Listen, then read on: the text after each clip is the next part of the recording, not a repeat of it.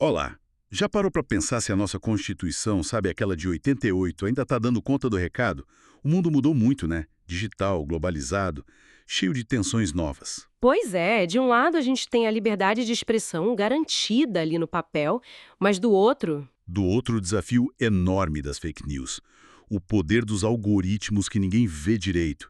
E aí, como é que o Brasil equilibra a própria soberania com, sei lá, decisões de empresas gigantes de fora, pressões internacionais? é uma questão complexa mesmo. Hoje, a gente vai mergulhar fundo nesses desafios constitucionais que estão pegando fogo. Vamos explorar como a tecnologia e a globalização estão testando os limites da nossa lei maior. Vamos dar uma olhada em fontes que discutem desde o polêmico PL das fake news até o impacto da inteligência artificial, né? E também a influência de decisões de fora. Fica com a gente para entender esses pontos cruciais. Mas ó, antes de começar, aquele lembrete rápido. Se você curte esse tipo de análise assim mais direto ao ponto, não esquece de se inscrever no canal. E compartilhar com quem também gosta de se manter informado, né? Ajuda muito a gente a continuar trazendo esse conteúdo. Boa. Então tá, vamos lá. Primeiro ponto quente que a gente separou. O famoso Projeto de Lei 2630 de 2020, o PL das fake news. Ah, sim, esse debate esquentou de novo, né? Principalmente depois daquela decisão do STF sobre o artigo 19 do Marco Civil da Internet. Exato.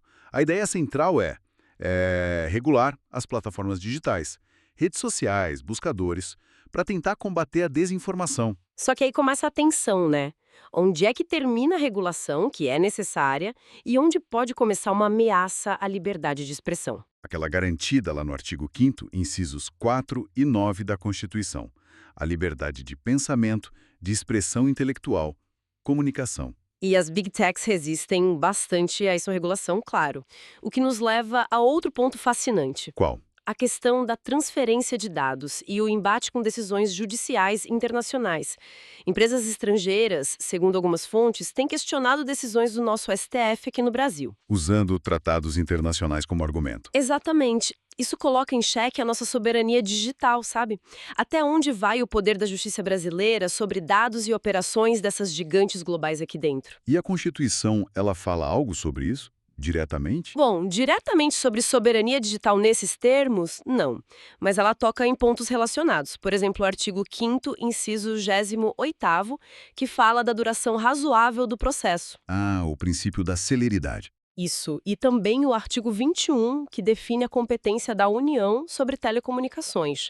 São pontos que acabam se conectando a essa discussão. Entendi. E essa tensão sobre a soberania digital, ela se manifesta como, na prática? As fontes que a gente viu dão exemplos concretos? Sim, sim, apontam para casos onde existe uma disputa clara. Por exemplo, acesso a dados para investigações aqui no Brasil versus as políticas globais de privacidade das empresas, ou até ordens judiciais de outros países. Entendi. É um cabo de guerra. E essa discussão sobre os limites da nossa jurisdição não fica só nos dados que viajam, né? Ela reflete aqui dentro também, nos debates sobre o alcance das nossas instituições, tipo o STF. E aqui é onde a coisa fica realmente interessante.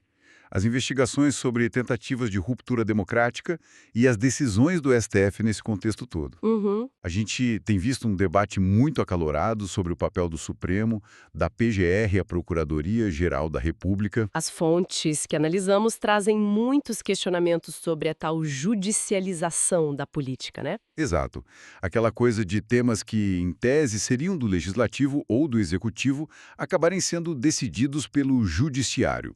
E aí se discute os limites da atuação penal do Judiciário. O que mexe diretamente com as competências do STF, aquelas descritas lá no artigo 102 da Constituição. E essa percepção de judicialização, ela levanta que tipo de pergunta fundamental sobre o equilíbrio dos poderes, segundo as fontes? Olha, as fontes sugerem que a grande questão é se o judiciário, ao tentar responder a crises ou talvez omissões dos outros poderes, não estaria ultrapassando um pouco a sua função constitucional, afetando o equilíbrio democrático. Faz sentido. E essa tensão interna ainda se conecta com uma pressão que vem de fora, né? Perfeito. Aí a gente entra no debate sobre soberania constitucional versus o que algumas fontes chamam de globalismo judicial. Globalismo judicial. Explica isso melhor. É a ideia ou a percepção de que cortes estrangeiras, ONGs, tratados internacionais estariam pressionando o Brasil a mudar leis internas,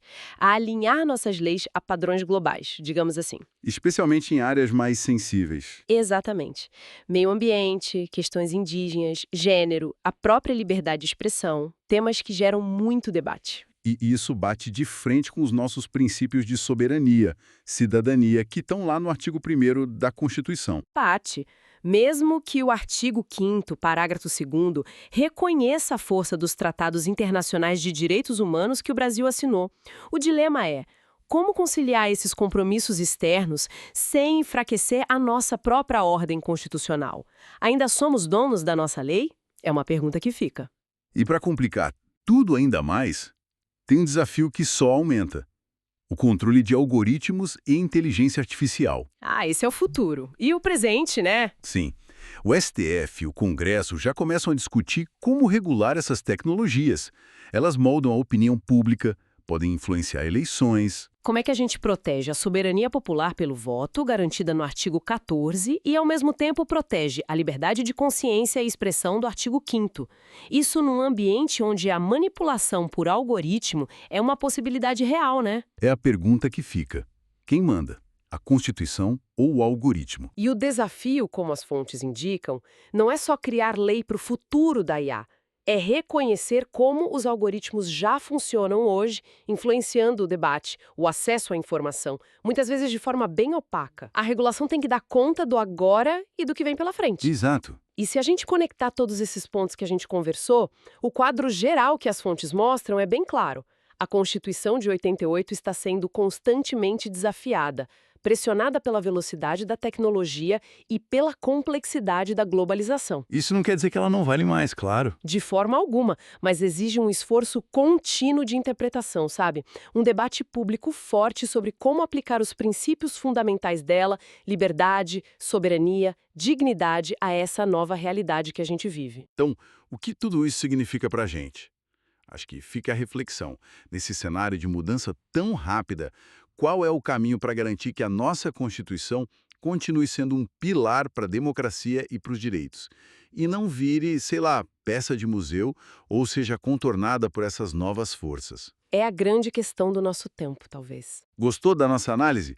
Se curtiu, não esquece de deixar aquele like, ajuda a gente a entender o que mais interessa por aqui. Isso mesmo, e a gente se vê na próxima.